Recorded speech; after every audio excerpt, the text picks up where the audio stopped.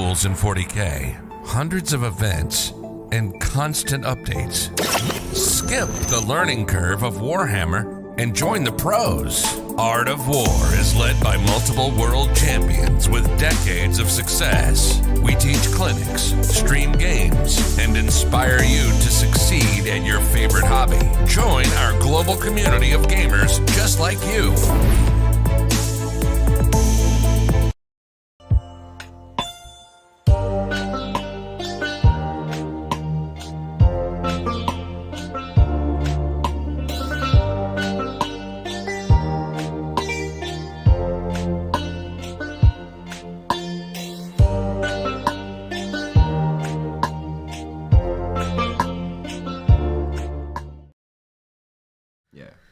What's up, everybody? Welcome back to another Hot Takes. This time it is about the balanced data slate, which is massive in capital letters, Jack. That's right. Made a lot of changes to the game. Some people got their hands slapped. Some people got their hands raised.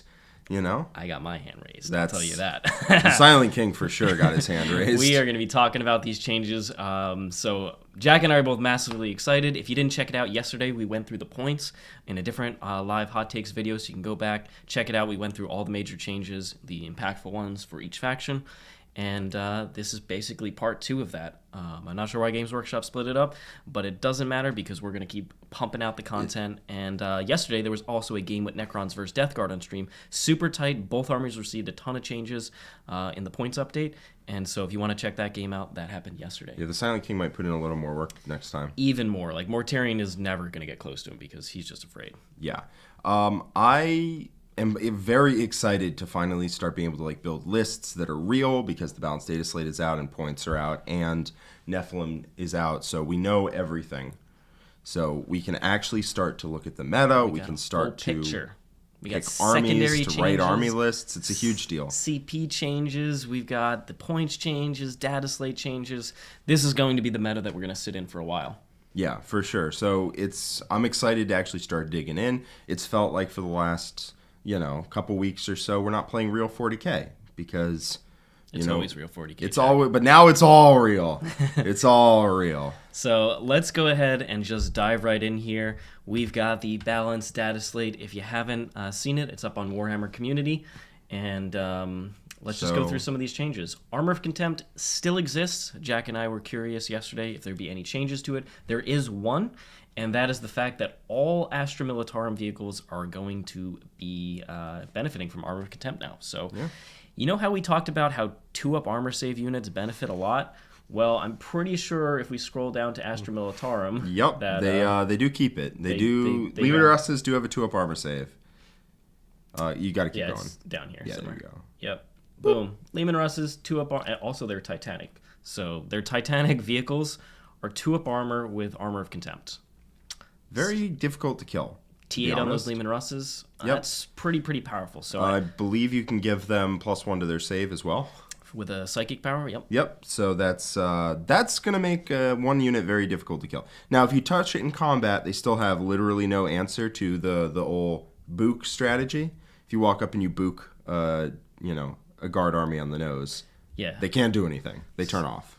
So this is an awesome change for their tanks. The Leman Russ tank commanders were already very good. Now they're just, value town. They're the best unit in the book, not even particularly they're some of the best vehicles in the game, honestly. So we were wondering whether Chaos Marines, because their codex is coming out soon, whether they would keep Armor of Contempt. Looks like they will. That has been confirmed. So we'll see how that pans out when the actual book is released. But in terms of things that stayed the same, Bodyguard, thank God. Aircrafts, thank God. Indirect, thank God. That all stayed in. Armor of Contempt stayed the same, and it just applied to Guard. Yep. So we have a pair of Super Chats here already. People are getting hype. I am massively hype. And let's go ahead and check out these. We got Matt O with a $5 Super Chat saying, and to think Sisters players were worried about Dark Quins. Thanks for the stream, guys. Really appreciate your support, Matt O, and we will get to the Harlequins. I know Jack is hyped to see what happened to them in the opposite sense. Little schadenfreude there, but whatever. And then we got a $10 Super Chat from Adaptive Subroutines. That is our wonderful social media manager, Ed, who says, Necron's finally unlocked. Let's go. I believe so. I can't wait to get to their changes because they're all massively impactful. Absolutely, absolutely. Thanks so much, Ed. All right, let's head on back. So, like I said, nothing else really changed for Armor of Contempt. Still an amazing rule, and Guard are going to get some benefits to it. Yep. Yeah. Aircraft, still basically the same exact thing. Stayed the same. Indirect stayed the same. Guards still ignore it. And Bodyguard, I mean... Yep, it's pretty much the same. They still kept it. I'm pretty sure they copy-pasted it. Oh, wait, hold on. Hive Tyrants? This is for, and the Turbogons. They still benefit from Lookout, No, sir. it's still the same. Yeah. It's still the same. All right, so heading down, Sisters stayed the same, which they are poised to be a force in the meta right now. Guard looks like they stayed the same as well. They did not... They still have the various benefits that they gave them last time, and they only gained the Armor of Contempt. Armor of Contempt is massive. We saw it how huge it was on various units, especially those 2-up armor like Sanguinary Guard. This is a T8 tank. Yeah, it's a toughness 8 tank that gets a 5-up against a melty gun. Like, that is legit. Yeah, and then you throw a Psychic Power on there. They're in a good spot now. Custodes did not change at all, which kind of makes me a little sad, but moving on. All right, AdMech used to have a huge line of things, and they went ahead and removed them. Now, I'm pretty sure that Games Workshop copy-pasted what was in the balanced data slate originally when this first came out in the fall of last year and copied it into the FAQ. So maybe we're going to see some FAQ updates alongside this, but they did remove from the balanced data slate the taking away core from Iron Striders and Dragoons. They changed the enriched rounds to just be... They put it back to their old CP cost and made it only 5s to hit auto wound instead of 4s. And the stratagem that makes you auto pass morale on an objective, they got rid of that. So you could just keep spending the 1 CP and you don't have to wholly be in range of the objective. And then I believe there's one other one. It would be very funny if they just decided this balanced data slate is too long. We want to cut some length, and they just poured it. And they're just like, no, none of it changed. It's just in the FAQ now. Yeah, I believe personally that the balanced data slate trumps it, but I think they will go back in and edit the FAQs. Usually they do alongside chapter approved. I would imagine that they would. Technically, it is still in effect until they remove it from the FAQ, but I would have to assume that they would. So a lot of the AdMech nerfs are rolled back. Basically, they kept the Solar Blessing one so that you couldn't stack cover with +1 to your save against damage 1 weapons for Lucius, and they made it so that the 4s auto wounding. That was a little silly for 1 CP. Yeah, it was super good. 5s auto wounding 1 CP. It gives you a reason to take Vanguard, so I think that's perfectly fine. No buffs to Cult Mechanicus, though, which is shocking because they didn't receive points drops. I assumed that they would get core in here because they didn't get points decreases, and the fact that they got nothing, you're just sticking with Veteran Cohort. It's a little bit better with the cheaper Rust Stalkers and with some of these nerfs. The 1 CP auto pass on morale is amazing for AdMech, so that is a huge change for those lists. Yeah, for sure. It's super annoying when you kill like 10 models, 8 models out of a big unit of even like 6. Skitarii. Even 6, where you're likely going to fail the morale check. And then you're just like 1 CP no instead of 2 CP no and once a game. Super aggravating. You may still have to be entirely within range of an objective because that sounds like an FAQ thing. That was originally in the data slate with the CP change of it. We'll see how they do that. Yeah, because they may actually leave that part in the FAQ as opposed to the once a game thing. Let me string out and have 1 model on the objective. Yeah, that is not particularly okay. But AdMech need the help, so I'm excited. I'm glad that Iron Strider's getting core back is going to be a massive deal. Yeah, because AdMech anti-tank is pretty awful. Time to put you back on Iron Striders for a team event. So I believe that you will see the last can Iron Striders once more, especially in Mars, but having core back means it's very helpful for them in the other Forge Worlds.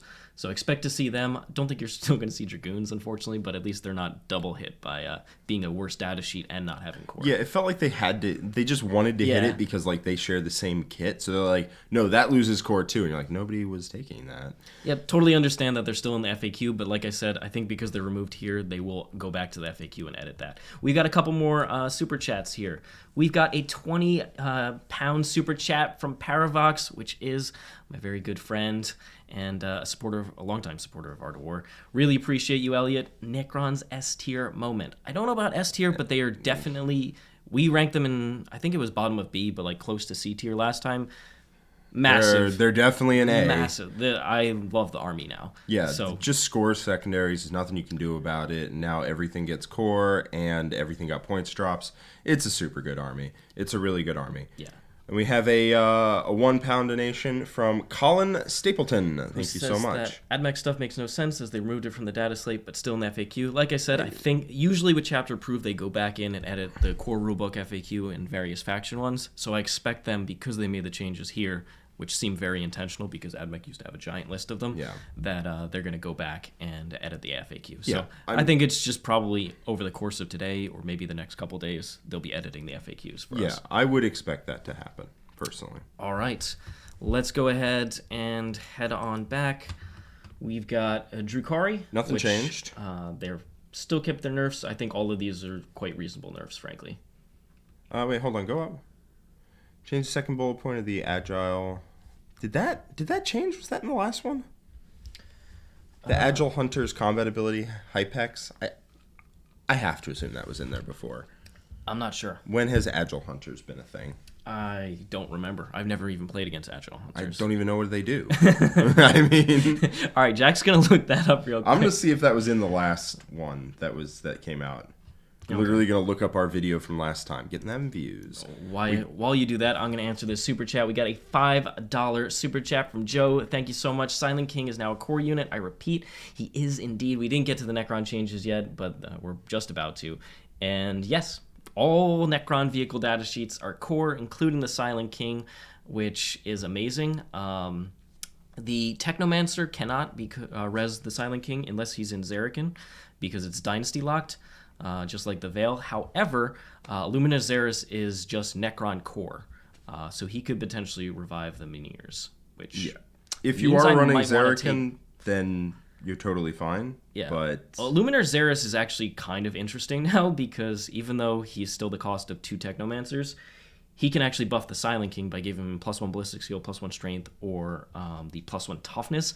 +1 toughness, obviously, being the amazing one, because the Silent King is he's core, so he can benefit from hypermaterial ablator, which is give a core. I don't believe Resurrection Protocols matters for the Technomancer's ability.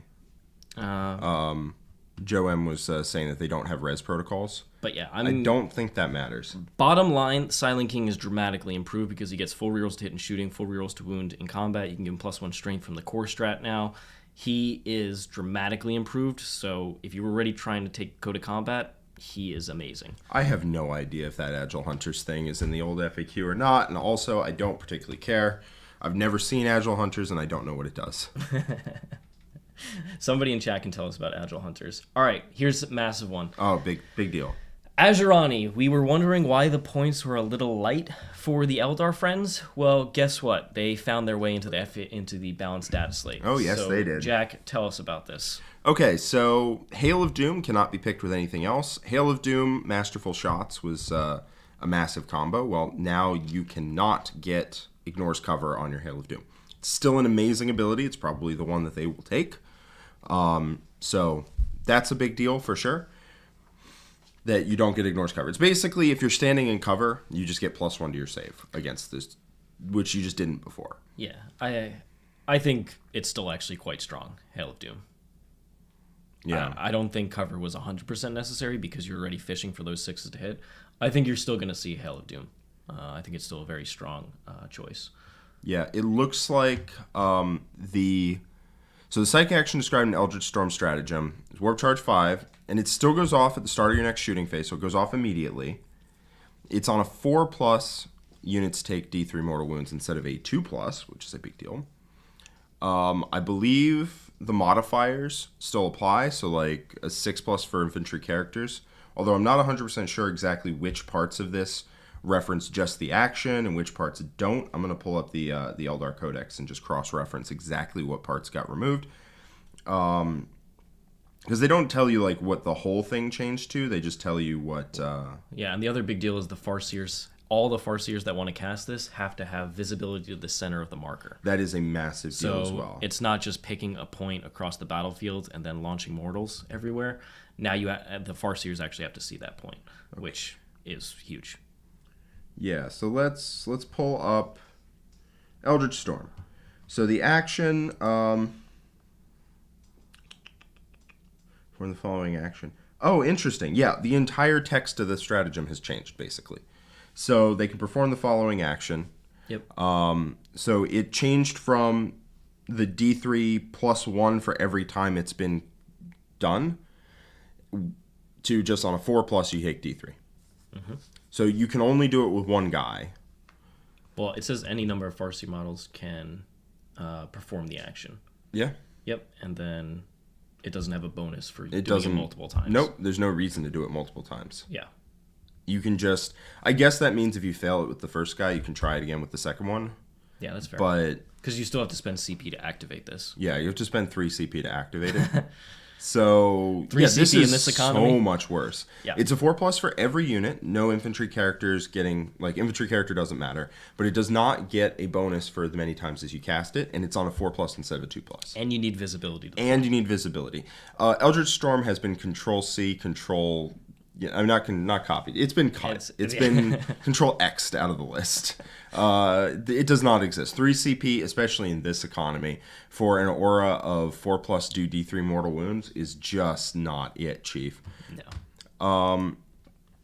And then the second sentence of the matchless ability, use this stratagem in the shooting phase after rolling D6 to determine how far an Asuryani unit from your army moves when it makes a battle focus move. Reroll that D6.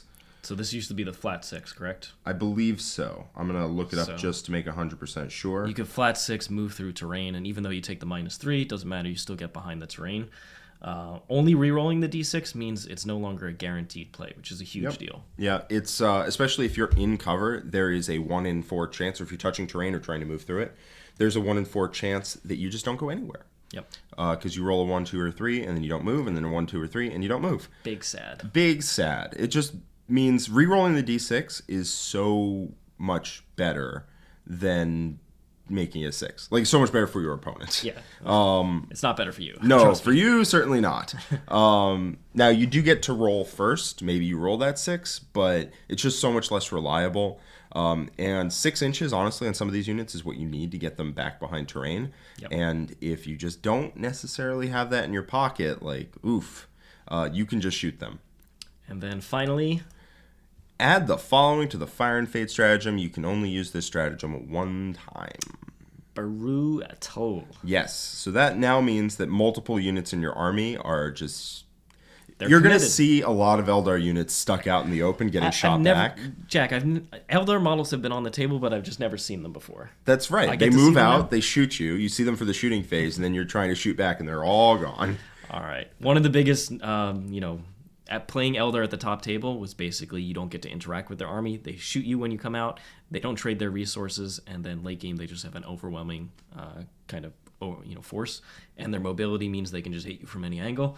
This is massively changed now, and I believe this is for the betterment of the game. For sure. The sheer non-interactivity that Eldar had was not okay for the game. It meant they shoot you, you don't shoot them, and that's not a good thing in 40K. In general, and they're going to have to rely a little bit more on playing the game the way everyone else does, rather than just saying, I take 1 million shooting units that are made out of paper, but you will never see them. Yep. So that's a big deal. Yeah, I think we're still going to see Hella Doom lists, because yeah. I think it's still just a very good trait overall, and the units didn't go up by that many points, like Dire Avengers going up 1. I still think they're a very good profile with Hella Doom. Yeah, I think Eldar is still totally fine, to be honest. They can still be fairly non-interactive, just not every unit shoots and then every unit disappears. Yep. Level. Got a $5 super chat from Philip. Thanks so much, Philip. Hey guys, do you think Oathway is better than Hail of Doom? Also, where would you rank Eldar on the tier list now? So for the second part, massively exciting. Jack and I are doing the overall faction tier list ranking for the new meta next week. So look forward to that. We'll probably save all that discussion for there because it's going to be massive. But I think Eldar is still in the upper echelons of the game. Personally. Yeah, for sure. I still think they're good. I think they might be like mid A tier, but something still, like that. Yeah. We do need some time to think and digest where all these changes are. It's hard to say just off the because I saw this an hour ago for the first time when it first popped up. Yeah, so many things have changed. So I have no idea. I'm reacting live, and so it's going to take some time to digest them, and then we will come out with a tier list based off what we think. As far as Ulthway being better than Hail of Doom is still gross. Your damage output is still insane. So I would probably take Hail of Doom still, but Ulthway does make a better case now that you don't ignore It's cover. closer between them. It is much closer. You can take Ulthway if you feel like it. We have a $20 super chat from Jiankun Dong. Question about rules. If you revived a Mynir and the Silent King already took damage, now where do you allocate the next damage? Mynir says you have to allocate wounds to it first, but core rule says it has to be the wounded Silent King. Yeah, the game is not designed to handle that sort of scenario, and if it were a video game, it would freeze and crash. Not this video game, Jack. So there's actually, I believe WTC FAQ'd this, because there's ways to put wounds on the Silent King instead of the Mynirs, which is a targeted mortal spells. Could target the Silent King himself as a model. I believe there's like a GSC spell. Yeah, it happens occasionally. What they ruled is that Games Workshop, I don't believe, has ruled on this, but WTC ruled that it just always goes on the Mynirs, even if you can target the Silent King. Yeah. So I think that's just the natural thing. Yeah. I think that's the most logical way to do it anyway, because there is not an answer in the main rules. In the main rules, you have to allocate it to the Silent King, and you also have to allocate it to the Mynir, and there is no way to resolve that scenario. It's the same thing with Celestine, because you could take mortal wounds from a smite on Celestine, but then you have to allocate the wounds to her Gemini first. It's the same thing. The game basically crashes to desktop. But because it's a tabletop game, we can step in and say this is how we want to do it. Yep, and WTC has done it. I expect them to do the same ruling. Probably Frontline will follow suit. And maybe Games Workshop will address it now, since there's more instances of it. All right. Thanks so much for that super chat. Very much appreciate it. And don't worry, the Silent King is going to be seeing the table plenty more times. Oh, yeah. All right. We've got Space Marines here, which keep... Yep, exactly the same. Salamanders can't reroll wounds against them. Now, Chaos Space Marines, Iron Warriors, same deal. Can't reroll wounds against them. My guess is they have a trait that references AP. Yep. And that doesn't work. So... At least they're preemptive about this stuff. Yeah, I mean, that is... sorry, $5 super chat. Okay, hold on. $5 super chat. From Bam Hunter. I don't know who's dreamier, Jack or Richard. I think we need chat's opinion on this. Yeah, chat has to let us know. Let us know. Type our names in there, and then we'll decide roughly based on visually seeing the amount of names. Yeah. But I'm actually pretty curious. I think we're both the dreamiest out of the Art of War team. Oh, for sure. Right? For sure. Come on. Okay. Let's go ahead to Death Guard. So CSM, I'm very excited for them as they come out. Death Guard stayed the same as far as the Dataslate goes. They still have Armor of Contempt, and they still have Death Guard, and they still have the OBSEC on Terminators, which is a big deal. But in terms of points, they got massive drops. That helps them out quite a lot. Tell us about Death Guard, Jack. So Death Guard are still yes and no. Who's dreamier? Hold on. I'm creating the poll. Yeah, please do. All right. How do I remove yes and no? Oh, no. Okay. There it is. Here we go. I created the poll. This is the ultimate poll. The ultimate poll. We must know. You still have yes and no in there? I kept yes and no for the memesters. All right. Here we go. There's going to be a lot of no's in there, I'm sure. No is for nobody. Yes is both of us. Yes is both of us? Yeah, okay, that's fair. All right. Death Guard kept the OBSEC on their Terminators, which I think was a really impactful change for them. And with the Terminators going down, you're definitely going to see them. The 3-man Death Shrouds, they're going to be there. The Plague Marines getting all their options for free makes that unit actually good as opposed to fake good. I mean, if you weren't convinced on Plague Marines, go watch the game from yesterday. They slapped. They hard. Are really hard hitting, and do remember that they have a strat to spillover damage, because I did not, and that thing is brutal. I'm trying to look as dreamy as possible. Okay. Then we've got, all right, here's another massive all right, change. Nids! Jack has been the biggest fan of Tyranids for such a long time. Oh, yeah, I love killing him. Only good Nid is a dead Nid. All right, so if you have a Hive Tyrant, one of them has to be your Warlord. Sure, whatever. Okay, fine. Don't really care. They already had a Warlord trait. Who cares? Oh, you hate to see it, guys. Hey, both of us is the leading right now. That is. Followed by neither of us. All right, tell us about Tyranids. So that first change is super whatever. I don't think that matters. The second part basically means you only get Synaptic Comparative. If I'm reading this correctly, I'm not John, so I don't know the army as well. It means your Warlord has to be on the battlefield to get a Synaptic Comparative, which does mean if the Reaper Flyrant leaves the battlefield, then you can't Synaptic Comparative. But he's going to leave the battlefield significantly less because you have to do it in the movement phase. And then when playing a match play game, this is the big one. Players cannot swap out the adaptive element of their High Fleet adaptation at the start of the battle after determining who has the first turn. If they wish to do so, this must instead be done during the muster army step and the player's selection written on their army roster. That is a huge deal. That's a huge deal. They can't tailor their trait to their opponent anymore. There's a lot of times where they would have, like 3 traits they'd switch between based off who they're playing, where there's some situational ones that just really hurt people if they got to pair into them properly. Like some things, they would take no charge modifiers if you're made out of charge modifiers, or they take +1 to charge, or they take the reroll if they don't need either of those. And it's just like, nope, you don't get that. You do not get to select which one you want based off of me, especially Lurk. Lurk had so many good options that they're like, oh, do you not ignore his cover? Double cover. Like, now they have to commit to one in their army list, which means that if they can't just prep for every matchup in the same way. It's a big deal. Now, in terms of big nerfs to NIDs, they actually didn't get that big of a nerf. This is a big deal, but if this is all that they got, like, okay, sure, the Dataslate didn't hit them that hard. The points, on the other hand, this plus the points. Honestly, the biggest nerf they've taken so far is Nephilim. The secondary changes? The secondary changes are terrible. Tyranids had some of the worst ones, and I believe they just didn't change. I think they just...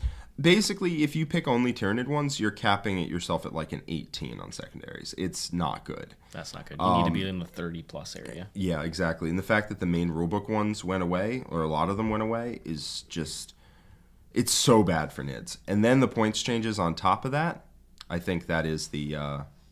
Jack, I'm crushing you here. I know. I'm just crushing you. I know. I'm going to go home and cry.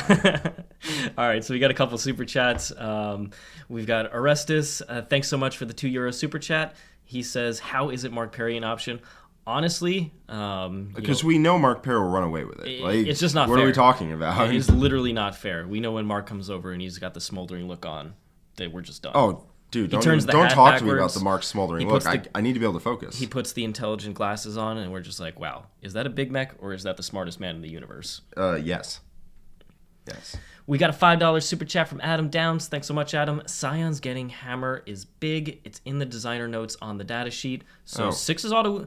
I believe one of their traits that they got when a bunch of the Scion kind of special rules came out was 6 is auto wound. The fact that they can just get it now is quite impactful because Scions actually shoot quite hard. John doesn't run them too often because they're a little pricey for how little durability they have. Plasma with them. But you can spam out some very good weapons, and 6 is auto wound means you can go for a different trait and basically have the 2 effects now. Yeah. So it is a good change for Science. I'd like to see some exception for Valkyries from the aircraft thing, just so that you could run more of them, and have like a full drop force. But that's personally, yeah.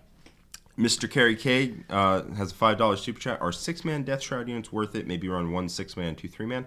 I like 5-mans just for the coherency and blastability issues. Being able to string them out. Yeah. 6-mans are totally fine. I think they're totally fine. They're 300 points for a 6-man. I'd probably run a 250 for a 5-man.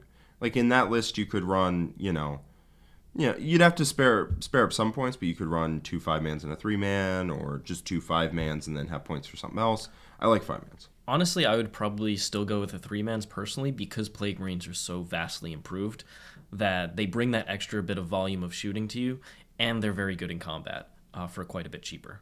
And it's more bodies overall. So I actually probably think you still go with the 3-man Death Shrouds. I think Death Guard want at least 1 reserve threat, and so maybe that's like 2 3-mans in reserve. Possibly, yeah. I think that would really help out Nick in the game. Lavarius makes a good point. If you kill their Warlord, then they don't get Synaptic Comparatives. So that is a fairly big deal. Yeah, so if they send Reaper of Obliterax Hive Tyrant across the board. Yeah, if they send Reaper out, and then they whiff in combat, so they're still in combat with you, and then they can't overrun backwards. Well, they can't. That's at the end of the movement phase. From the last overrun is the overrun, is the book it. Yeah. Then they're gonna be in some trouble at that point because they won't have a Synaptic Imperative going forward. Yeah, and because of some of the missions like Retrieval, you don't want a Suicide Warlord. Yeah. Or not retrieval, the mission, I think it's mission 21. The one where if your warlord dies, you don't get CP. Well, new retrieval. No, new retrieval is controlling the center. Yeah, there's one where if your warlord dies, you don't get CP, and that's huge in this economy. If you throw away your warlord, you're in a bad spot. Bad way. So Nick is not liking that mission. He's not liking that one.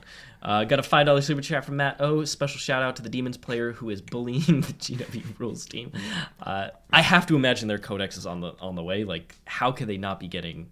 I really don't understand. Why is all the focus on guard when demons are, similar to guard in struggling? They're a bit better because they can ally into chaos, but it's not like they're amazing as a coherent faction. So. I mean, we haven't seen anything that says that they're coming, but like, how do they not? They how did they not here. get anything? Yeah, it is funny though. But I feel for demons, although not that much. We can make Nick play Fate Pink Horror spam on stream. Fate Weaver he's never coming back. I know.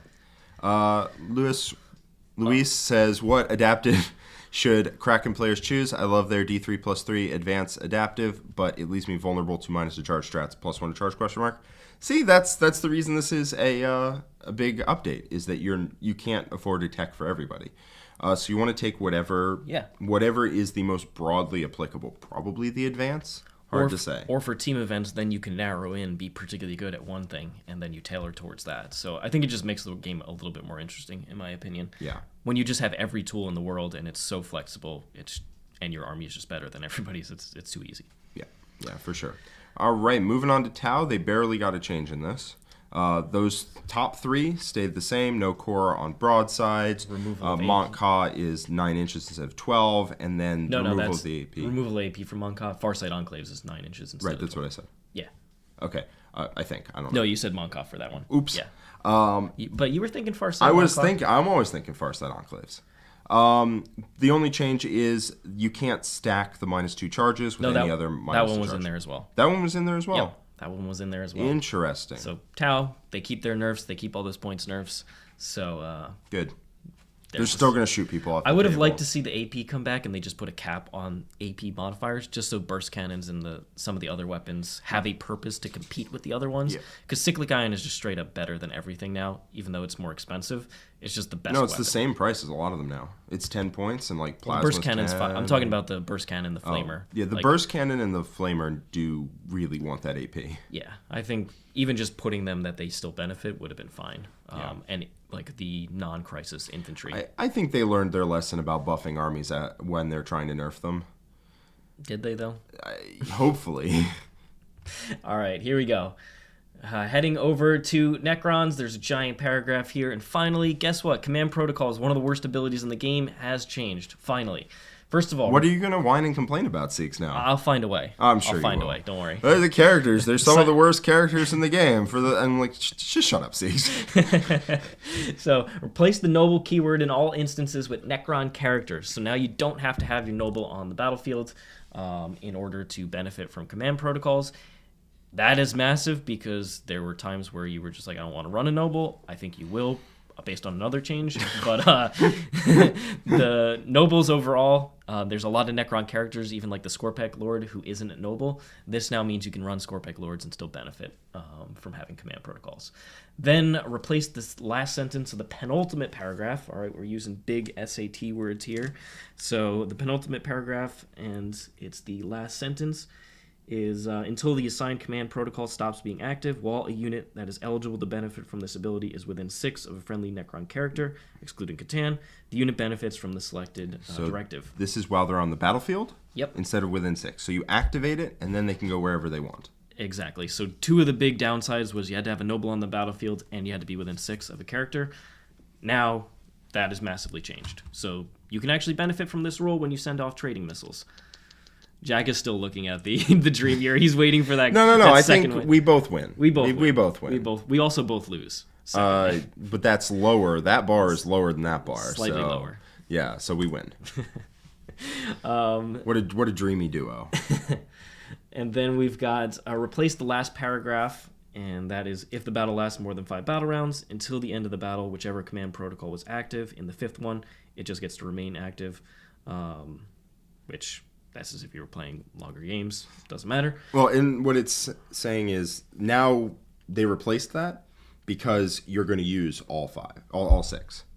Well, yeah, exactly. And so what the second one does is that you select one protocol that has not been assigned to the battle round, and that command protocol is active in every battle round in addition to the one assigned to that battle round. So you just pick one of the ones, so +1 strength, or the fallback and shoot at -1 to hit, or the +1 movement, and you just get that army-wide the whole game.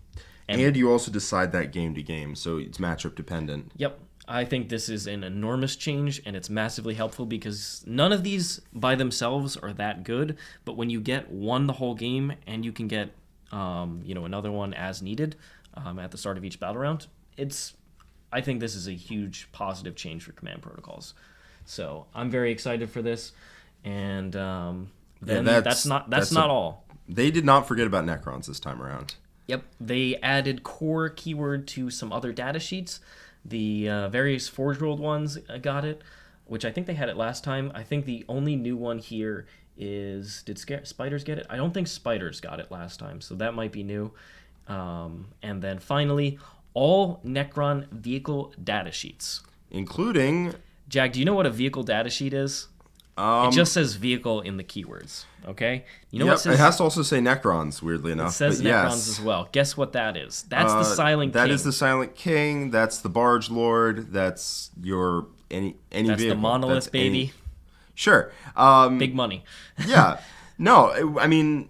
Necrons went from having no core to having only core. I'm pretty sure all their units No, have I core think now. Scarabs might be the only thing that doesn't have it. Scarabs and the other infantry characters. So, again, what are Necron players going to complain about now? Now I'm sure they'll find something. There aren't a massive amount of rules that actually interact with core.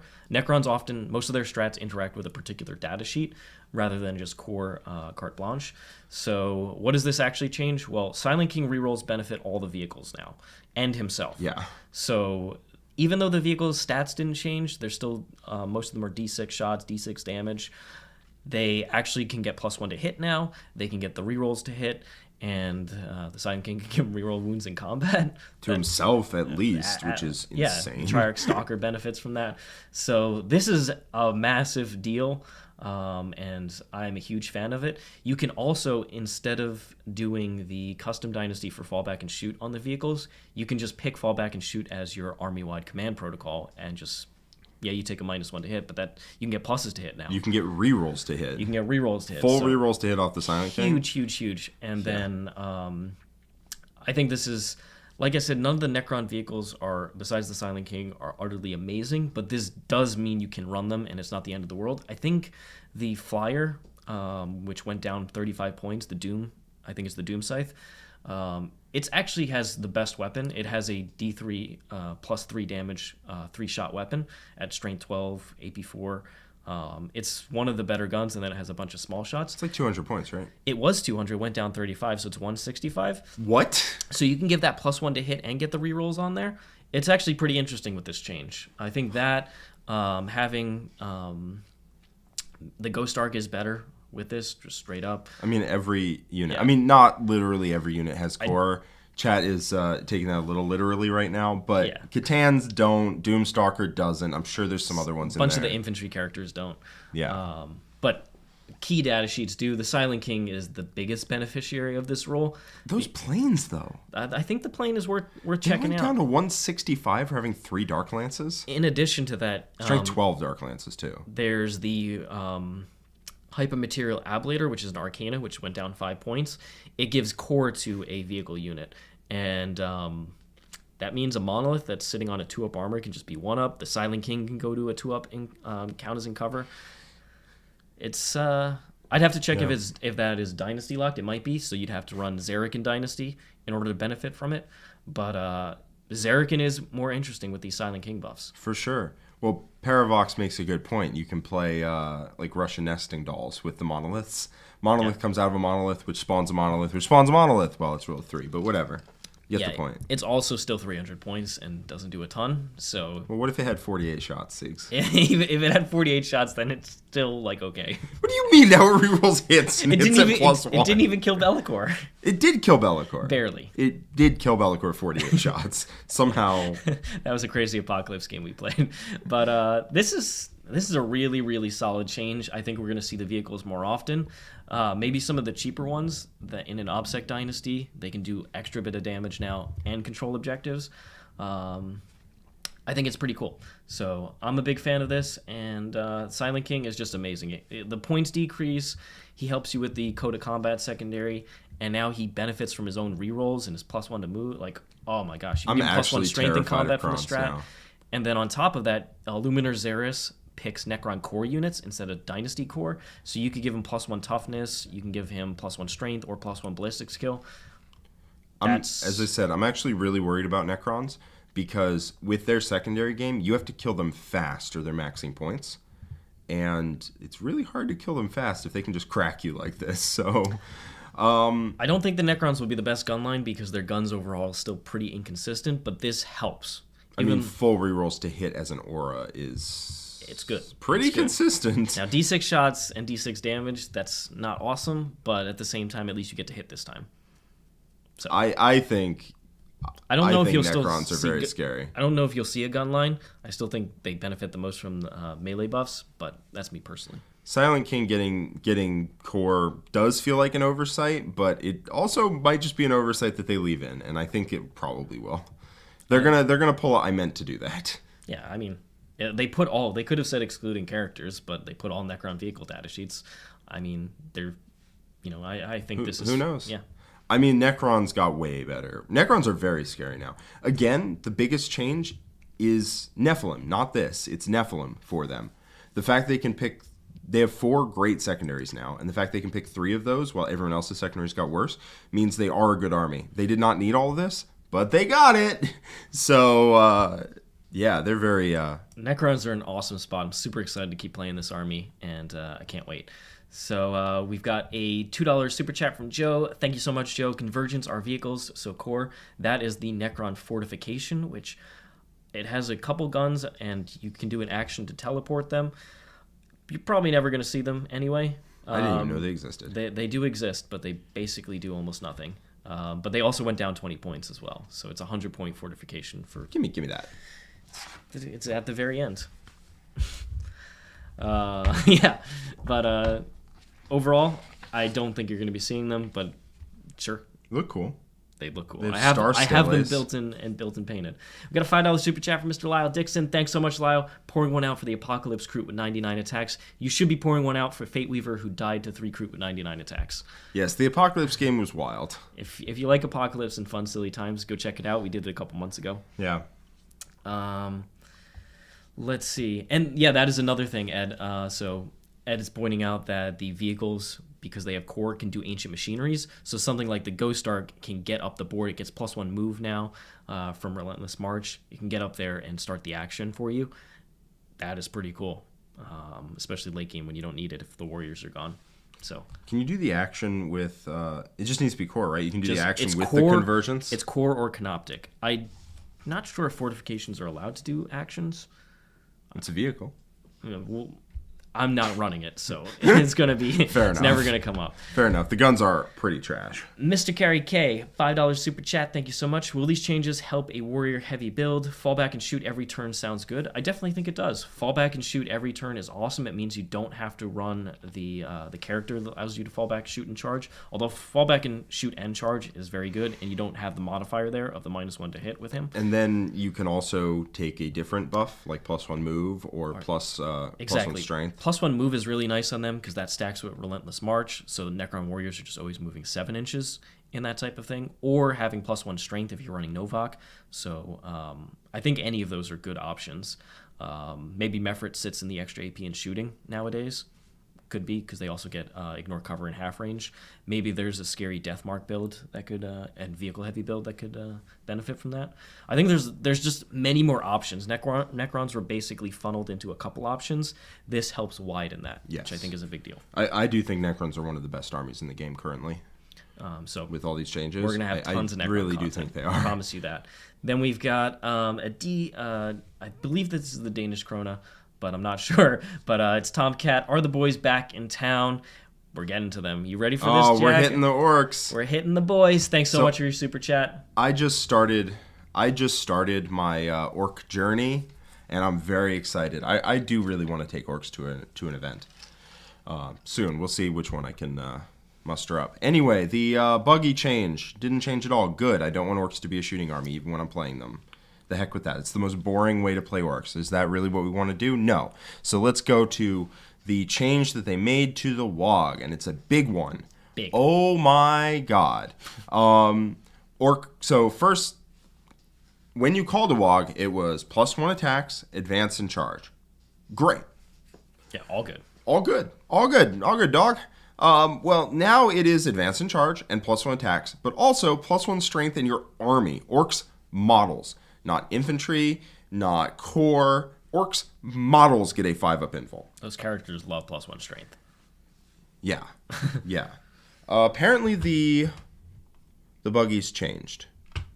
3 of each of the following models. So you can include 3 individual ones. You can include 3 individual ones. All right, that did change quite a bit. Very happy about that. That was a little artificial. Yeah. That you could only include 1 unit. Yeah, I think 3 solo is perfectly fine. Yeah. I saw the 3 and I stopped reading. But yes, no, that changed quite solidly, and it's a really, really good quality of life change, because functionally it's the same, except you're not locked to a unit of 3 buggies, which is the dumbest way to have that. Yeah, because before it was the fact that Nitro Squigs only can go on a single model, but you could only run 1 unit. So it was either solo 1 or 3 models without the Nitro Squigs. Yeah. Now you can actually mix and match. But getting back to, so that is a big change. Very happy with that. It doesn't actually increase the power level of the army that much. It just makes it a lot more palatable to start running those models, which is great, especially with Squig Buggies going down 15 points. Awesome. So anyway, the Waaagh. Turn 1 of the Waaagh. You advance in charge with current character, and then you add 1 to strength and attacks. Okay, awesome. sure. Commandos love that. Yeah, they love that. Also, you can really start stacking strength modifiers. Like, you get to strength 7 on Beast Snagaboys with this in Goffs. Because Goffs give you +1 strength. Ooh. This gives you +1 strength. It really helps. And they start at strength 5. I'm sure you can find another one in there. I need to go back through the book and read. But the 5-up invuln to models is huge. Because the turn you pressure them, they really need to start dealing with transports also. They need to start dealing with like all kinds of units that you have around the board. And just getting a 5-up invuln is nuts. Getting it on Squighog Riders, for example. 5-up invuln on Squighog Riders. Well, now they're really hard to kill. Cool. Getting it on infantry that has a 6-up armor save. Awesome. It just means your go turn is that much harder to deal with, and that is what Orks needed. Because Orks would have a go turn where they would hit you, and then you hit them back, and they had to then counterpunch you, and like their go turn had to matter. Their go turn and the turn afterwards, they had to not get cracked hard enough to die, and it was very easy to do that. Like, it was very easy to avoid dying there. Mm-hmm. But some armies could just punch you. And having a 5-up invuln across the board on your go turn means you are so much less likely to take crippling damage on the way back, which lets you just complete run them over. And Jack likes running over. Oh my god. This man is just in his own buggy. Like, just yeah, it means that your opponent can't punch you off of them in your go turn. And so you get to just complete and hit them as hard as you want, because your entire army just becomes hard to deal with. And that's all you're looking for. It was already annoying to deal with like toughness 8 kill rigs and buggies that are behind terrain that can spawn dudes out with 2-up armor save, and characters that are really hard to kill that are hidden behind units. But the fact your entire army gets a 5-up invuln, I can't overstate that. It means your opponent cannot, like, they need to punch back hard in order to get you to like respect them and back off. And it's just so much harder to do that now. And then stage 2, you get +1 strength still, which is totally great. Like, It just helps your damage output. It's often the I wish it was AP, but I really can't complain about this at all. And then Orks models from your army get a 6-up invuln save. That's less of a big deal. All your Beast Snagga stuff has a 6-up anyway. A lot of your characters have a decent armor save or an invuln. But I'm not going to say it's bad. Occasionally you're going to bounce it. It makes regular boys a lot better. Yeah, it's the +1 strength, because that's the turn 2 is often when you're hitting your opponent the hardest with as many units. Still having +1 strength is massive. So turn 1 you move up. Turn 2 you call the Waaagh and you engage. Oh yeah, it's turn 3. Yeah. So it's the second turn of Waaagh. Yeah, second turn of Waaagh. Yeah. So turn 2, you engage with Waaagh, and then you're a 5-up invuln, which is very hard to deal with. And then turn 3 is when you still have the plus strength and attacks buff. The 6-up invuln doesn't matter as much, but it is good, and it makes regular boys a lot better, which I like. Yeah, I think this is a huge change for Orcs. Oh, this is massive. This is really, really positive for them. So yeah, with all of the Nephilim CP changes, also, I think you really want Gaz in your list because you get access to this, and you also get access to Speed Waaagh. Mm-hmm. So when you call the Waaagh, all your vehicles get a 5-up invuln and get -1 AP on all your shooting, and also all your combat is amazing. Also, so, I mean, yeah, you just hit them really hard. Like, Kilraig's coming back into town, big deal. Kilraig's with a 5-up invuln is a menace. Yeah. They are. Yeah. Absolute menace. So, I am super excited to put Orcs on the table. I was building some Squig Riders and whatnot to finish out our collection, and I am actually deeply excited to play Orcs.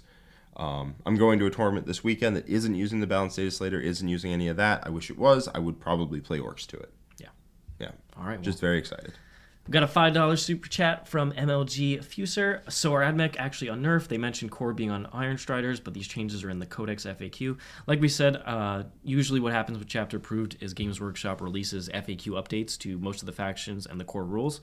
So I expect them to do something similar over the next couple of days, and that is where I believe they will remove those from the AdMech FAQ as well. Yeah, I would anticipate that getting removed. I don't think it's going to stick around. Yeah. Something like for the stratagem, the 1 CP stratagem to auto-pass morale if you're within range of objective, something like that, almost certainly going to get to do as many times as you want. But the you have to be wholly within range of objective, that might stick around. Well, they nerfed it. They made it also only once per game.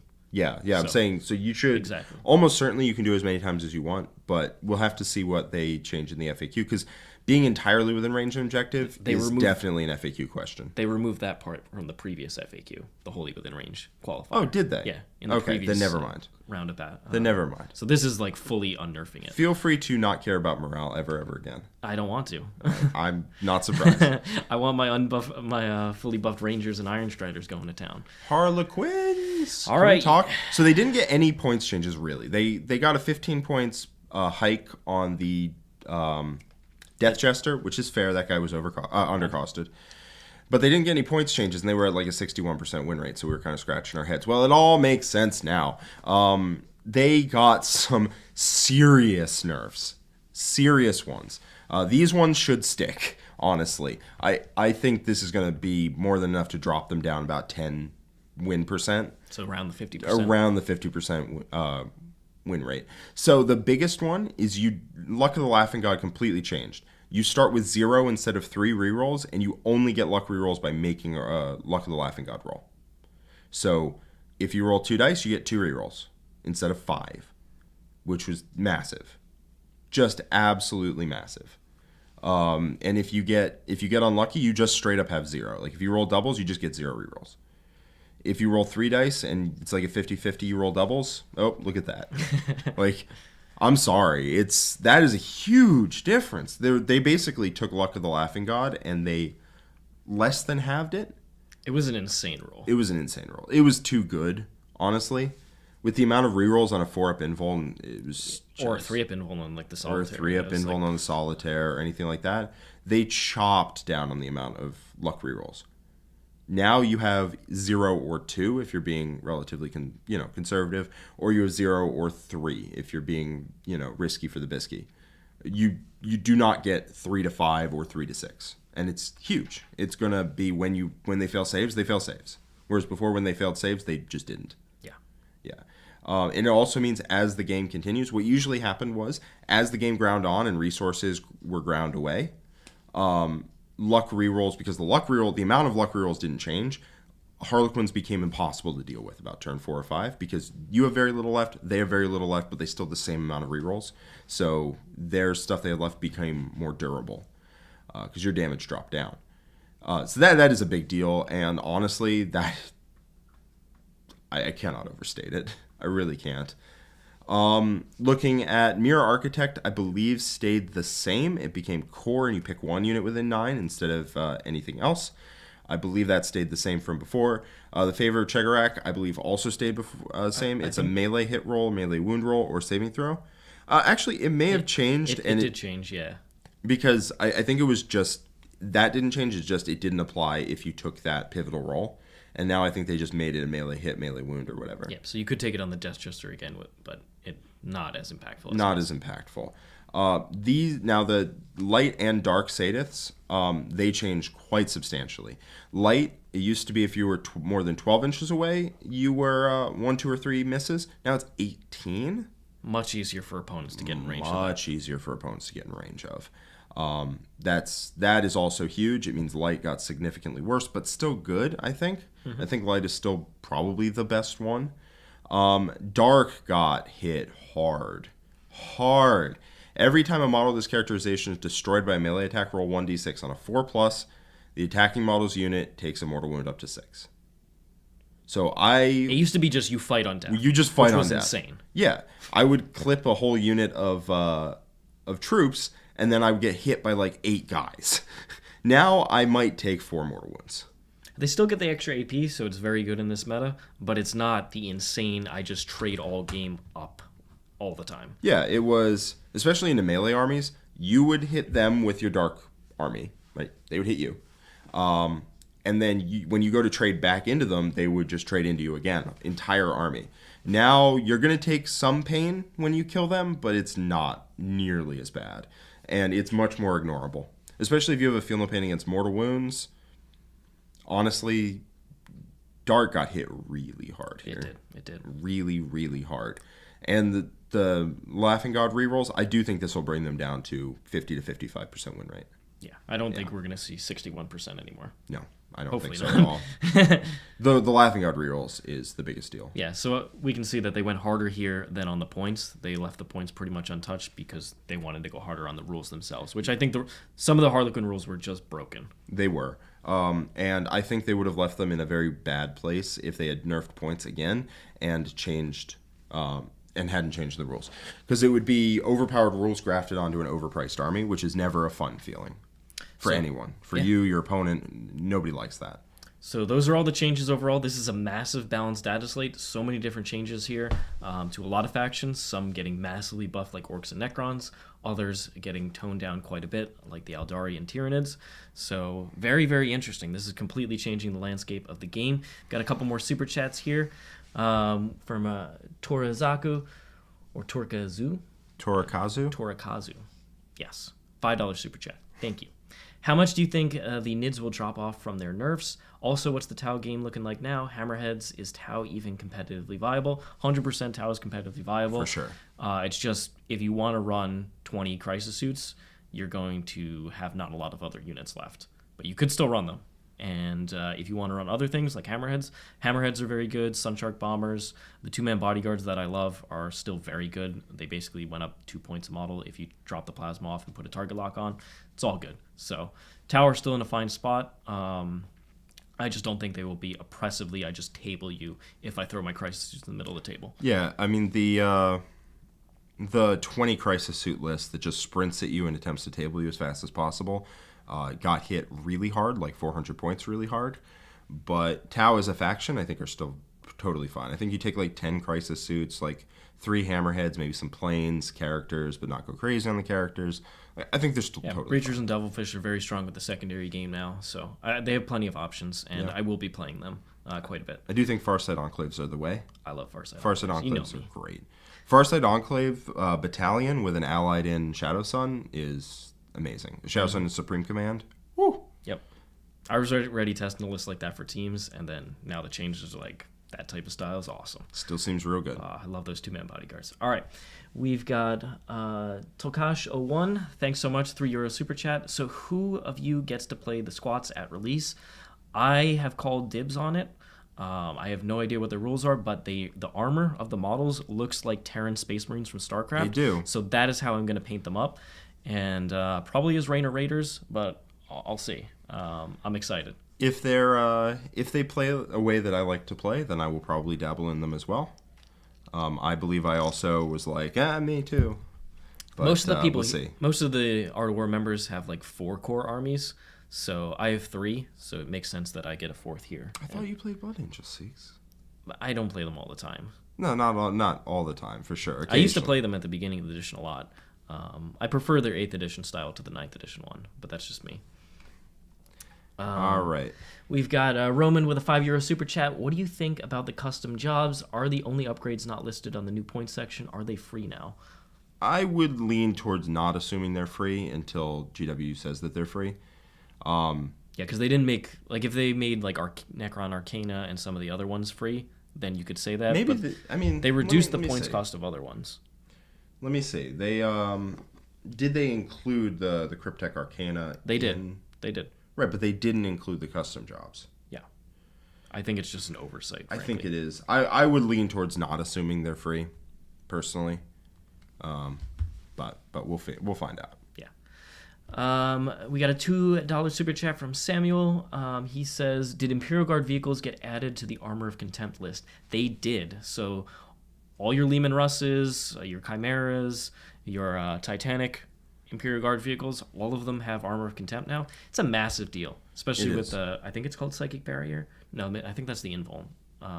Whatever the +1 No, I save. think that's +1 save. Psychic Barrier, and it's +1 save including Invuln, I believe. Yeah, it's a big deal. They're doing everything for Guard except giving them some way to beat any army that touches them in combat. Yeah, what I would like to see is like changes like for Guard, they can do Desperate Breakout up to 3 times in a movement phase, and the first time is free. Stuff like that to really help against being wrapped and tagged in combat. So they didn't do that, but yeah, I mean, they're better for sure, but that is their problem, and they're doing everything other than that. Yeah, they keep like, we're going to increase their damage, we're going to increase their durability, and it's like they just need help on their secondary game is dramatically improved. So I think their win rate will go up. It should. It really should. It really should. So we'll see. But I think Guard are getting closer and closer to a decent spot. They just need a codex. It's an 8th edition, but it's like 3 years old at this point. And they need a codex. It's more than that, my man. Yeah, it's old. It's like 5 years old at this point. We've got Miles with a $5 super chat. Grey Knights came out untouched. Good and bad that they didn't change. Also, Jack is dreamier. Miles, come on. How do you do me like this? But I think I would have liked to see a couple more drops on the Terminators, personally. The Grey Knight ones. But the overall, regular Terminators. I think they're in a good spot. Yeah, I think they're in a really good spot. I think Paladins and Terminators are quite good. I think Dread Knights are still good. I think you could run a combination of that. I think totally fine. Yep. I really do. And then we got Mr. Carrie K, $2 super chat. Is the Monolith going to see more play? You can give it it's core now, so you can give it the count as in cover, which is cool. It still is a non-fly vehicle that's gigantic and only moves 8 inches a turn, or now 9 inches with Relentless March. That's not awesome. It has good stratagem play, and there's a lot more units that are core that can pop out of it. So there might be a build where you actually do think about running it. It could work in teams, where you just don't put them against Hammerheads or any of the scary anti-tank that's in the game, and you just teleport OBSEC out of it. Isn't it OBSEC as well? If you take that Dynasty? Yeah, it's in a super heavy AUG, so it won't benefit from traits, right? Yeah, if it's in super heavy Ox, I think it does benefit from traits because it's super heavy Ox, not a regular Ox. But I'm not 100% sure. I think the super heavy is the one that doesn't get. Yeah, I don't know. It might just be the Knights get it, and that's it. But the Monolith did get better, but so did other things, and so you're gonna run those other things over the Monolith. Not making it hit on 2s. You got rerolls to hit with the Silent King. It's not bad. Like 300 isn't absurdly overcosted like it started at. So I think it's worth considering. You still want to probably pay for the Heat Lances, so it's really 320. But if you want to play it and want to go like 3 and 2 at a GT, you could probably run the Monolith, honestly, now. Aren't Heat Lances not Heat Lances, Heat Rays. Yeah. Similar profile. All right, and then we got a $5 super chat from Taylor D. King. How do you feel about being able to veil the Necron super heavies? I still think they're pretty overcosted because they don't do that much. The Obelisk is awful. It's one of the worst super heavies in the game because it does nothing. The Monolith is much better than it, but it's still not awesome. it's worth considering, I think, especially the monolith because it has good stratagem support. I will definitely consider and kind of think about the changes and how a list could build around it. But I think it is worth considering. Thanks so much for the super chat. Yes, with a $5 super chat. Do you think core Iron Striders will be enough to bring AdMech back up given the upcoming CP and secondary changes? AdMech got hit quite hard by the secondary changes and by the CP changes. So they got a little bit of a points decrease on a couple important units, and then these changes help overall. This will help them, I think. I think you just have to be stingier with what you buy pregame. But I don't believe AdMech are going to be anywhere close to a 50% win rate for the most part. I think they needed extra help above this. I don't think Iron Striders are particularly great. I don't think they were when they had core, and I don't think they are now. They're a direct line of sight shooting unit that just moves and it shoots, and like it doesn't. It's fine. It's a decent fire support piece. I'm not against having it in your army. In core, you can put Ignore AP 1 and 2 on them, and you can put various buffs. Yeah. So they are dramatically better now, but is that going to be enough to carry the faction? Probably not, but they're in a better spot. Yeah, for sure. All right, round us out. End out the video. We got $2 super chat from Chris Suarez. So will the Silent King get regen? With Illuminator Xeras, yes. With the Technomancer, you'd have to be Zerakin to do it. Doesn't get reanimation protocols. No, but Rites of Reanimation is a different rule, I believe. It doesn't reference Rites of Reanimation as a rule. You're not rolling anything for it. Yeah, you will be able to stand up Meniers, and that is hilarious. Yeah. So and almost certainly worth it. I am very excited to keep playing the Silent King. Wow. It just amazing changes for Necrons. So super happy. I think Necrons are in an amazing spot. I think Orcs are dramatically better as well.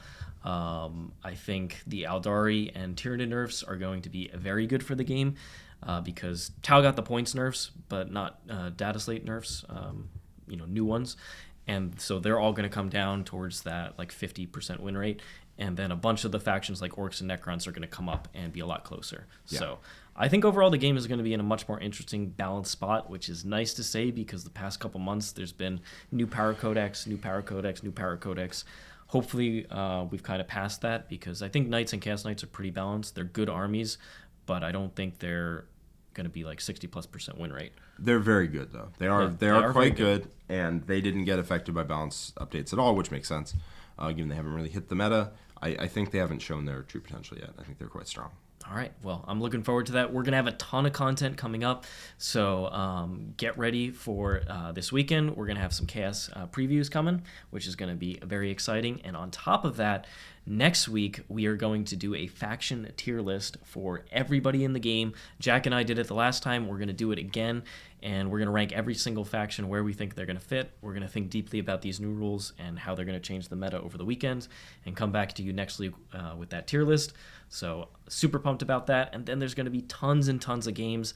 We've got all sorts of excellent games coming up on YouTube, but also in the War Room. Next week, I believe, is Tyranids versus Tau. Two armies that are heavily changed. How are they going to handle these new changes? We're going to see where they land. Pretty interesting. So if you want to know more about the War Room, where we do all of our private coaching and teaching and all the wonderful stream games that we put on, we got strategy sessions in there, coaching matches, we've got faction clinics, and right now we're doing videos for every single faction that has changed with an update on how Nephilim affects them, and then a separate video on how the points and balanced Dataslate are affecting them. So there's so much content in the War Room right now. If you want to check it out, head down to the description below, theartofwar40k.com/learn more, and there's a whole page which describes all the things that are in there, how to access it, and some sample content as well. Let's just... You want to see how this finished out? It looks like the poll concluded with both of us being the dreamiest. We are the dreamiest. That is just guaranteed. So thank you so much, chat, for supporting us. We're going to continue being dreamy. Hope you enjoyed this video. If you did, if you want to talk more about the changes, go ahead and comment below. Give us a like. Tell your friends about it. I'm massively hyped about the new meta that we're going to see. Jack, I think you're pretty excited as well. Blood Angels and Orcs are both looking tasty. Hot. So tasty. Hot. So if you haven't been playing as many games over the past couple months because you haven't been as excited about the game, this is the time to get excited. The game's going to be in an excellent spot, and I am massively hyped for it. That's where I think so too. I think they did what they needed to do with some of the problem armies. Yep, I think this is very, very good work by Games Workshop. All right. All right. Thank you so much for joining us. And like I said, if you want to check out more of the stuff that we do or our wonderful sponsors, head down to the description below and click on those links. Thank you so much, everybody, and we will see you next time. So long. Bye-bye. There's so many rules in 40K, hundreds of events, and constant updates. Skip the learning curve of Warhammer and join the pros. Art of War is led by multiple world champions with decades of success. We teach clinics, stream games, and inspire you to succeed at your favorite hobby. Join our global community of gamers just like you.